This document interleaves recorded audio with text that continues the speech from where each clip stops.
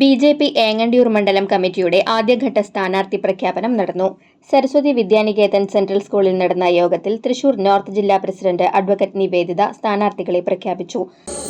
സ്ഥാനാർത്ഥിയാകുന്നത് ഒരു പ്രതിജ്ഞ ചെയ്തതിനു ശേഷം ഇവിടെ ബൈജു പ്രസംഗത്തിൽ സൂചിപ്പിച്ചിട്ടുണ്ടാവും.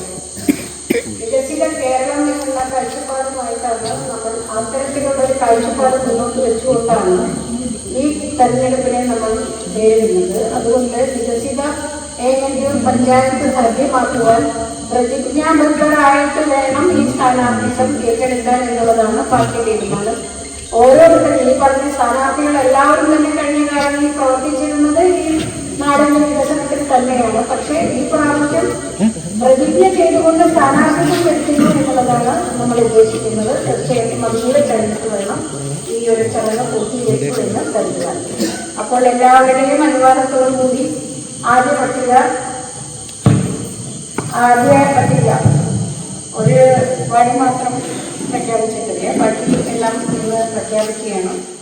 മണ്ഡലം പ്രസിഡന്റ് വർഷ മണികണ്ഠൻ, ജില്ലാ secretary KR Baiju, convener Mithun Iyani, മണ്ഡലം ജനറൽ സെക്രട്ടറി ദേവാനന്ദൻ എന്നിവർ സംസാരിച്ചു.